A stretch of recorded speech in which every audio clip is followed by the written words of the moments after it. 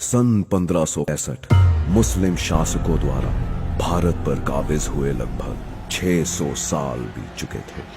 उत्तर में मुगलों के नाम से सुन्नी तो मध्य में शाहों के नाम से शिया राज कर रहे थे। दक्षिण में विजयनगर आखिरी हिंदवी साम्राज्य था। इसकी समाप्ति के साथ ही संपूर्ण भारत मुस्लिम साम्राज्य होने वाला था। 15 जनवरी 1565 को मुस्लिम शासकों द्वारा विजयनगर के अंतिम सम्राट राजा राम राय की गर्दन का सूली पर चढ़ा दी गई और इसी के साथ हुई हिंदवी साम्राज्य की संपूर्ण समाप्ति की घोषणा। पर फिर भारत को बेबीलोन की तरह किताबों के पन्नों से गुम होने से कैसे बचाया गया? कैसे एक मृत कर दी गई सभ्यता फिर जीवित हुई?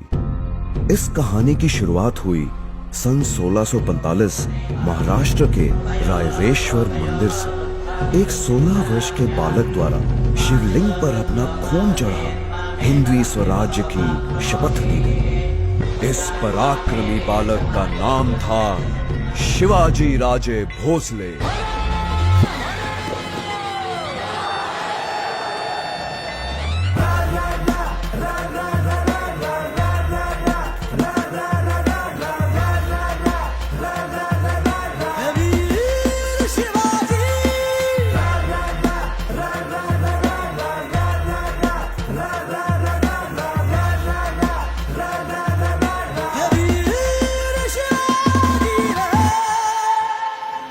केवल 16 वर्ष के इस बालक ने 2000 की सेना के साथ विश्व की सबसे बड़ी सल्तनत को चुनौती दे डाली। एक एक कर वो मुगलों व शाहों के किले जीतने लगा। सन 1659 में मुस्लिम जगत के सबसे खूंखार सिपह सलार अफजल खां को शिवाजी से निपटने के लिए भेजा गया।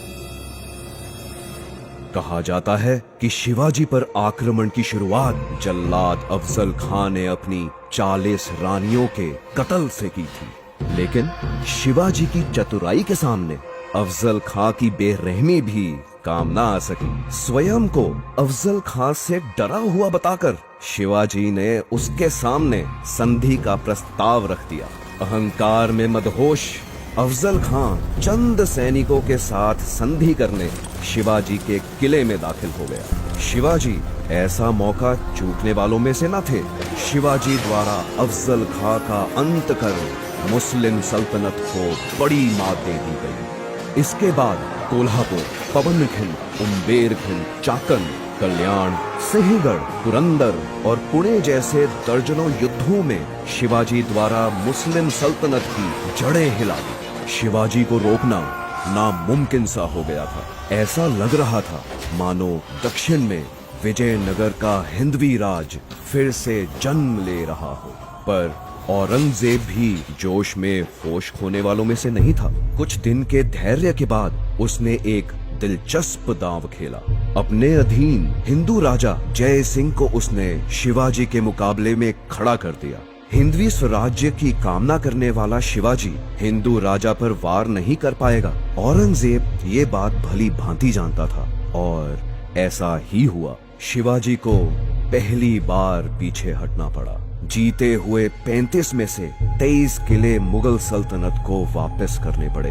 एक बार फिर भारत भूमि के किसी योद्धा को अपनों के ही कारण परास्त होना पड़ा। इसके बाद शिवाजी ने एक हैरान कर देने वाला निर्णय लिया। उन्होंने औरंगजेब को एक पत्र लिख उसकी ओर मित्रता का हाथ बढ़ा दिया। सब स्तब्ध रह गए। शिवाजी इस दांव से क्या हासिल करना चाहते थे, किसी को कुछ नहीं समझ आ रहा था। शिवाजी को झुका हुआ देख औरंगजेब काफी प्रसन्न हुआ। मुगलों से हाथ मिला शिवाजी द्वारा दक्कन की शिया सल्तनतों को जीता जाने लगा। संपूर्ण भारत को मुगल शासन के अधीन देखने का इच्छुक औरंगजेब शिवाजी की कुशल रणनीति से बेखबर था और दक्कन में शिवाजी की इन जीतों को अपनी जीत समझ रहा था और आखिर एक दिन 6 जून 1674 में शिवाजी ने 50,000 से अधिक ब्राह्मणों, पुरोहितों, क्षत्रिय राजाओं व व्यापारियों को एक भव्य समारोह में एकत्र किया। सबके सामने वेद मंत्र उच्चारण के बीच शिवाजी ने स्वयं को छत्रपति घोषित कर दिया। हिंदवी सल्तनत अब एक स्वतंत्र सल्तनत ऐलान की जा चुकी थी। औरंगजेब क्रोध से बौखला उठा। शिवाजी द्वारा एक अलग सल्तनत की घोषणा सीधी मुगल साम्राज्य को बड़ी चुनौती थी, पर अब बहुत देर हो चुकी।